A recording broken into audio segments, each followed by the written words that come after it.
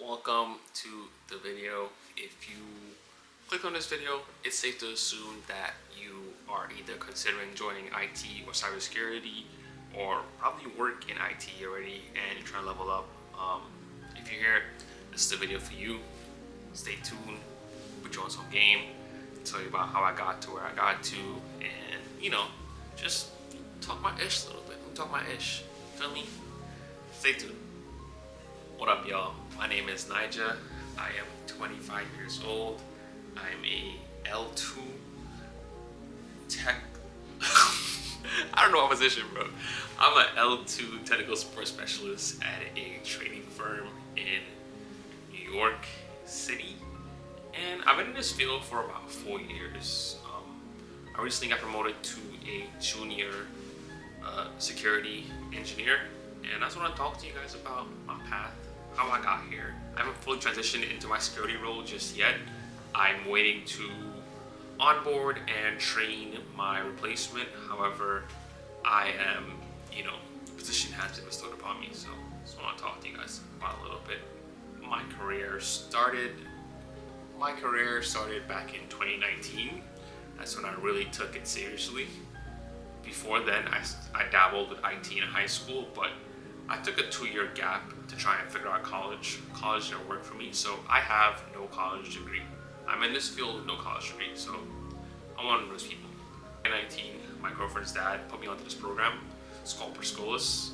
Some of you might have heard of it. It's a pretty reputable boot camp. It's also a free boot camp, but essentially, it was a 15-week IT support training program, and during that course, I was supposed to get my A+ and Net+. Unfortunately, I didn't get my Net+, but I did get my A+. And that will be the only cert I've ever gotten. I haven't gotten any other certs since then. So, yeah. 1 cert, no degree. Just leave it at that. But the program was 15 weeks long. They taught me about fundamental IT, fundamental networking, fundamental IT support skills, customer support, various tools, various methodologies of solving IT related issues, and just prepare me for the IT workspace in general, prepare me for enterprise work. And it was great. They gave me mock interviews, they helped me with my resume, and that's where I learned to also set up my LinkedIn and how to set it up properly. Prior to finishing bootcamp in December 2019, it was around Christmas time, and I believe they had given me a couple resources to help with my job search, one of them being recruiters. So I reached out to Robert Half and I think Tech Systems. They were both recruiting companies at the time, and they onboarded me with their company. I ended up getting a contract from Robert Half around January-ish, I believe. And it was nothing crazy. It was minimum wage. It was simply installing and moving monitors around. And at the time, I loved it because I was happy to not be doing retail, which is really what made me come back. Because after this contract, I wouldn't have a job in IT for the 2 months. However, that first job was put on my resume, and that allowed me to have credibility, which is really important. If you're just starting out, ensure that you start anywhere. If you can get in minimum wage and it's a technical role, do it. Please do it. That's something you can put in your resume, and it lets recruiters know that you have experience and you've worked with technology, and that allows them to market you to employers. So I can't emphasize that enough. Make sure you put any bit of experience you get, put that evidence on there. Not evidence, put that experience on there. But yeah, I wouldn't have a job for another 2 months, and then this is 2020, so then COVID hit in March, and a week into COVID, I got a call from a recruiter, and they're like, hey, we saw your profile on LinkedIn, and we think you might be a good fit for a field tech position for Dell. And I was game. I was like, let's go. We're on that. And this job ended up being ended up paying me $18.75 an hour, which is, you know, fantastic. I'm like, I've never like gotten paid more than minimum wage before, so I was in there, and I rocked with that. I rocked with that for a year. It was kind of grueling because I had to be on foot a lot, so I was just roaming around the city, roaming around Manhattan during COVID. It was sketchy. Luckily, I never got COVID the entire time I worked there, but it was sketchy because I'd be in people's houses fixing computers, and that's where I learned my customer support skills, because I had to interface with customers on a one-to-one level. And that's also where I learned more about IT when I visited corporate offices to like repair computers there, repair their hardware there, and I met like, you know, engineers, and I met other IT personnel that were able to like help me understand this whole IT, like, you know, sphere, this whole, you know, IT universe. I met security people, I met database engineers, I met software engineers, I met machine learning engineers, I met a plethora of people. So I was able to grow my network, and I was able to understand my place in IT. In 2021, I got recruited to work at a real estate firm. That was my third job in IT. One sec, my dog being weird, bro. Give me a sec. I'll be back. Hold on. In 2021, I got my third IT job for a real estate firm. This was my first salary job. I was making $55K a year, and here I was a technical support specialist. It's the first time I've gotten that title, so I was pretty stoked. Not really sure what the title meant at the time, but I quickly learned what it meant. It meant that you weren't just a help desk person, you were specialized in IT. It meant that you knew how to troubleshoot networking, hardware, software, a little bit of security, but essentially you do more than help desk. You are the tech liaison for that company. And I worked directly under my CTO, who handled mainly administrative work, like C-suite level work. So I mainly did all the IT work. I was the one responsible for maintaining the network between the 7 offices. I was responsible for interfacing with vendors. I was responsible for ordering hardware. I was responsible for onboarding vendors as well. I was responsible for endpoint management, responsible for the file servers, the application servers, you name it, that was me. And during that time, I learned how to put my head down and work diligently. I learned how to lead myself, because though I worked with my CTO, he entrusted the entire IT environment to me. So I learned how to be resourceful, especially when he wasn't around. I needed to like learn something, I needed to find something. That was on me. And looking back on that time, that was probably the most freedom I had in my career, because it was literally my environment. Like, I could do anything I wanted. Like, if I wanted to like get this, get that, like, it was up to me. And yeah, so that was that. I ended up leaving that position making 67K, so I was pretty up. I left that position to go work at my current company. They offered me 85K starting, to be same position, same title, and they threw in some benefits, pretty good benefits. So like in total, let's say it was probably like 88, 90K total compensation. And so this company was much bigger. The last company was 150 employees. This company is 600 people. And so off the bat, getting to this company, I was stunned. I was stunned by the level of work capacity. I was stunned by the intelligence of the people at this firm. They're like really smart, really like about their stuff, like great engineers. And at first I was very intimidated, because I hadn't been working on this level yet. I hadn't been working on a enterprise system level. My previous company was still like, you know, small shop. It's just me. So I'm serving 150 employees, simple.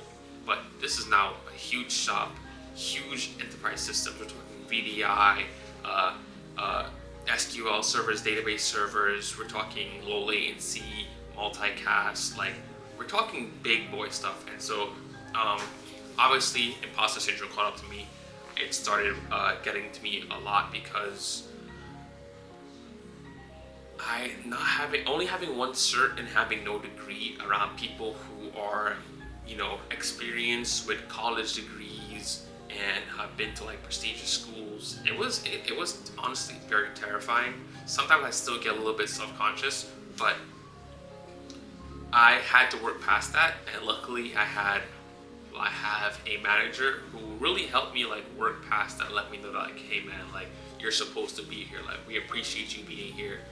Your efforts don't go missed, you're a part of the team, and that really helped me a lot. Like it's really good to have a good manager that like helps you feel like you belong, and that made it really easy for me to like hit the floor and start working. Like, I would say like around like 6 to 8 months was like how much it took me to like fully get antiquated, but when I was in it, and so I started working on VDI, Intune, Azure, Python troubleshooting, a lot of Linux troubleshooting, networking as well, a lot of like enterprise level hardware stuff, so racking servers in the data room, connecting them, re-IPing them.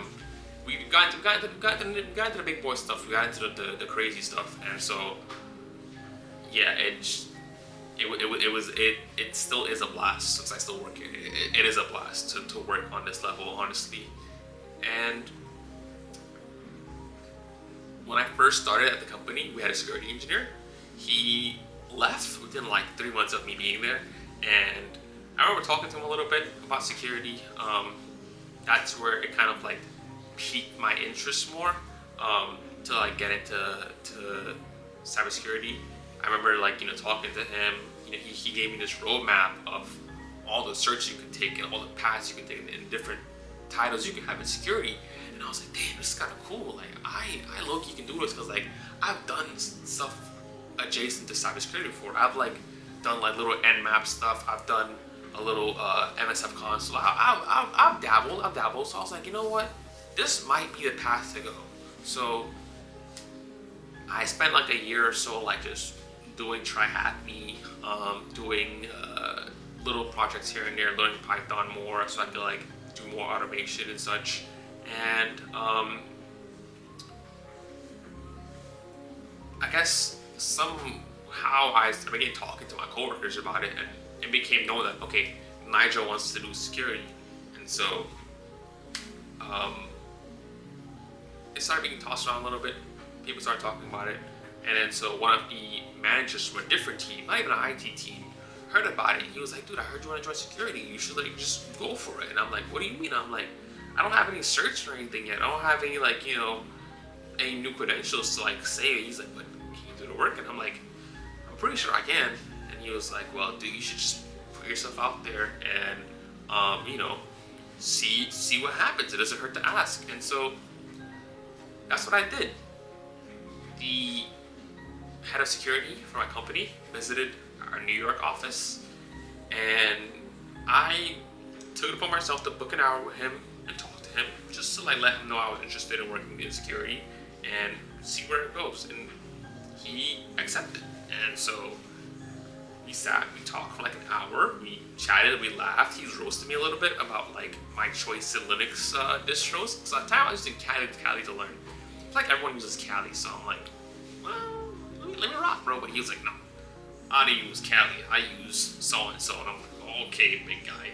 But I think he was just messing with me. However, we talked about our company's security posture. We talked about the tools we use. We talked about what projects they were like working on and where they wanted to see the security team go. And at the end of this conversation, he gave me like some skills to like brush up on and learn. And he also told me, hey, I appreciate you like reaching out and speaking to me. I think it's great you did this, and I'll talk to your manager and see if we could like onboard some little security tasks so you could help us out a little bit. And I was lit. I was like, yo, we in here, bro. Let's go.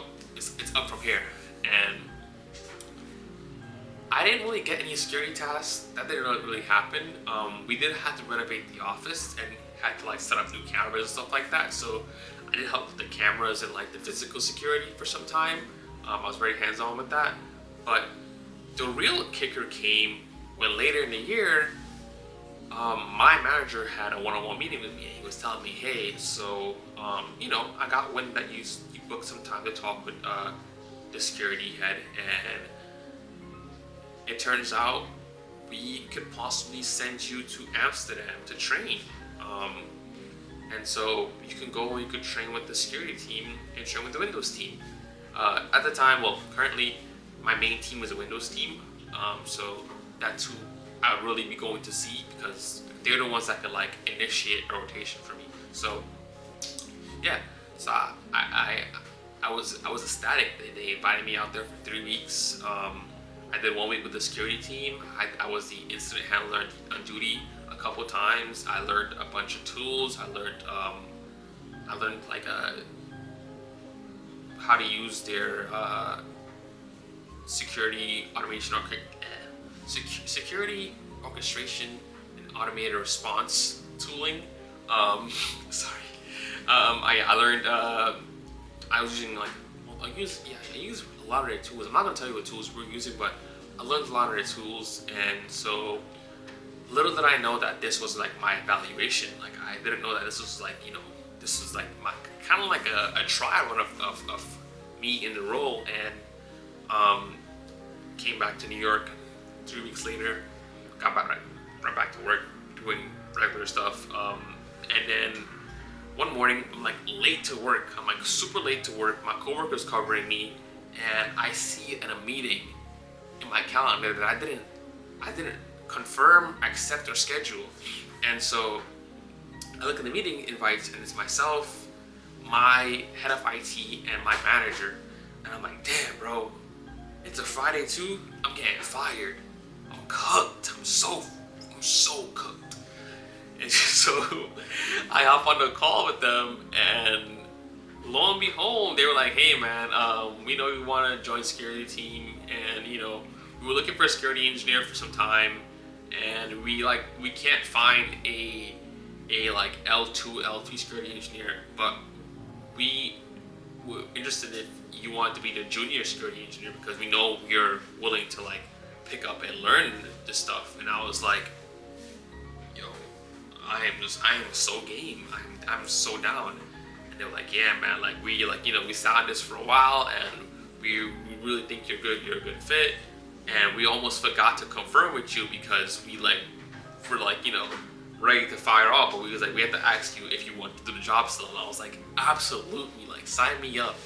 And so yeah, that's how I got to my security position, which is about 4 years in the making. Like, quick timeline, it was 2020 was field technician and contract work, 2021 technical support specialist at the real estate firm, and then 2022 I started at my current firm. So only been here for only been in the field for 4 years. And that brings me to my final points. That brings me to like what I really want to talk about, which is the fact that everyone's path in IT is different. My path could have been totally different. I could have went to school, got my degree, got a bunch more certs, and then got a job. I could have went to the military, got my certs, and then got a job. I could have went to the military, went to college, got certs, and got a job. I could have went to become a software engineer and then say, you know what, I'm gonna do security. There's a plethora of paths. The paths into IT are huge. For example, I have a coworker who went to school for ecom, and now he does IT. So if you think that you can't transition, or if you think that like you can't find a way in, I want you to forget that. I think that there is genuinely multiple ways in. Where I get concerned is when influencers online are trying to sell you a a uh, a direct path. When they're trying to sell you a course that says, "Hey man, sign up for my course. I'm gonna guarantee you get a job after this." No one can guarantee you a job, and that's just a fact. Like the randomness of applying for a job, the RNG of applying for a job is not something you can control. I'm pretty sure you've seen the recent markets. People are trying left, right to get jobs. Some just can't get jobs. That's RNG, man. You can't control that. You can up your likeliness by, doing projects. You can do CTFs. You can, get certifications, sure, but that doesn't guarantee you a job. But definitely get some certifications so you have some credibility. And I would say, of course, networking. And if you're wanting to get a security role, like a network administrator role, or you want to get to a higher role, not just outside of help desk, you can't skip help desk. That's just my opinion. You cannot skip help desk. Skipping help desk, you skip an integral part of your career. You skip the part where you learn how to deal with customers, how to troubleshoot thoroughly, how to assess a problem. Those are skills you can't really just pick up by hopping into some role that you snibbled your way into. You will get weeded out very quick. It'll be found out very quick. So yeah, but back to people online selling you courses, selling you ways to get into IT. Those people are not really helping you. Those people aren't really there to see you win, quite frankly. Generally, a lot of information about IT, a lot of information about tech is free. Generally, you can go on YouTube, you can go on, you can use ChatGPT and get a lot of this information. And a lot of these courses are just repackaging free information and selling it as theirs, when it's really not. And that's another thing about IT. You have to be resourceful. If you're not resourceful, you won't get very far in this field. You have to be very resourceful. And by being resourceful, I mean knowing how to do proper research, knowing how to look up stuff, knowing how to piece together pieces of research to get what you need. And if you're having a hard time uncovering what it is you need to learn, then quite frankly, you're gonna have a hard time doing this for an issue you're troubleshooting. You're gonna have a hard time doing this for a question a user might have that's a bit outside of documentation. But quite frankly, a lot of these courses are repackaging free information that already exists online. And I'm not knocking them. That's your hustle. That's you. Some people just can't be bothered, to look for information. But what really gets to me is when they repackage this and sell it to you at some crazy cost as a course. And I'm like, dude, those people have no real credibility. Those people have no real industry credibility. Usually, if you want to buy a course, the people who are established are the ones that a real boot camp will put you onto. If you go to a real boot camp, they'll teach you instructionals in person, but they'll refer you to Professor Messer. They'll refer you to Mike Myers. Those are people who are established in the field, who have taught multiple lectures about topics like this, and that's who you should be looking into. Not the guy on Instagram, not the guy on TikTok. Those guys are trying to make money off of you. And I need you guys to lock in with that, all right? Do not go buying someone's course because they promise you a job. They can't promise you a job, man. They cannot promise you a job. They cannot promise you a job. I promise you, it's all for profit. Their model is all for profit. So be resourceful. Lastly, IT is a broad field.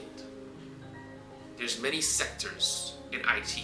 You can work in healthcare, you can work in government, you can work in city council, like city metropolitans. What is it called again? Like city government. You can work in city government, you can work in healthcare, you can work in finance, you can work in telecommunications, you can work in real estate, you can work in software. The field is very broad. If you're going to search for a job, search broad. Do not just keep searching at Facebook and Google looking for a job. Like, oh my, then you don't get a job. It's like, oh, the field is cooked. Everything's cooked. You have to broaden your search. There's schools that need people for IT. Okay? There's hospitals that need people for IT. There's finance companies that need people for IT. You have to start somewhere, especially if you're just now starting off. You can't be picky. You have to either start at like an L1 position and move up, or actually, yeah, you should be starting at a help desk position and moving up. That way, you build the fundamentals, you build credibility, and that will get the imposter syndrome, for the most part, out of you, because you would have went through the test of time and you would have learned how to deal with these situations. You cannot skip the fundamentals. You cannot skip the fundamentals. All these gurus online telling you, yo, take my course, 6-figure tech job, 6-figure cybersecurity job in 6 months, in 3 months. They're capping, bro. They're capping. There's no sauce, there's no direct path, there's no secret formula. There is no secret formula.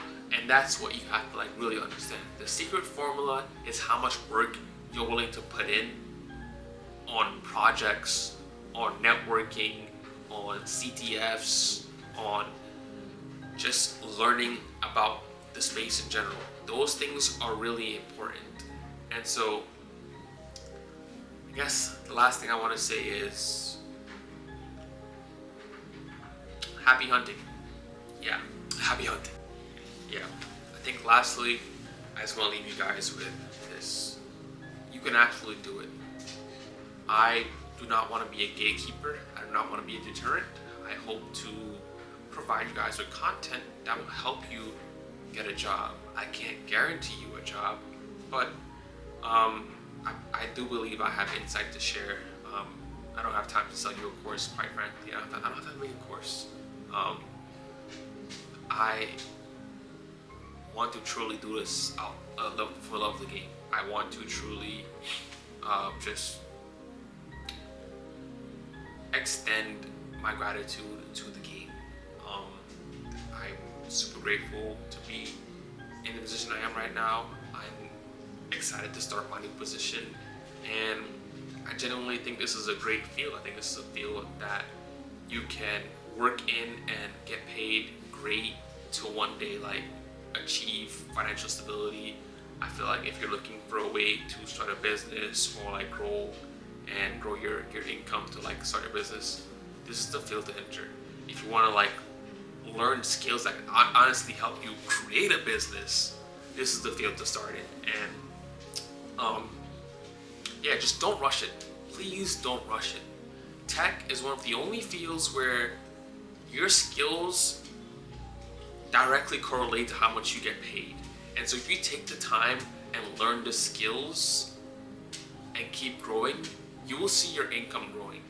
Fundamentally, tech and IT is the only field where your skills directly contribute to your income. I repeat, tech and IT are one of those fields where your skills directly translate to your income. When I just started off, I was making $15 an hour. Then I started making $18 an hour. Then I started making $55K a year. Then I started making $67K a year. Then I started making $85K a year. Then I started making $90K a year. And now I make $105K a year. And that doesn't factor in bonuses and stuff like that. It's only been 4 years, guys.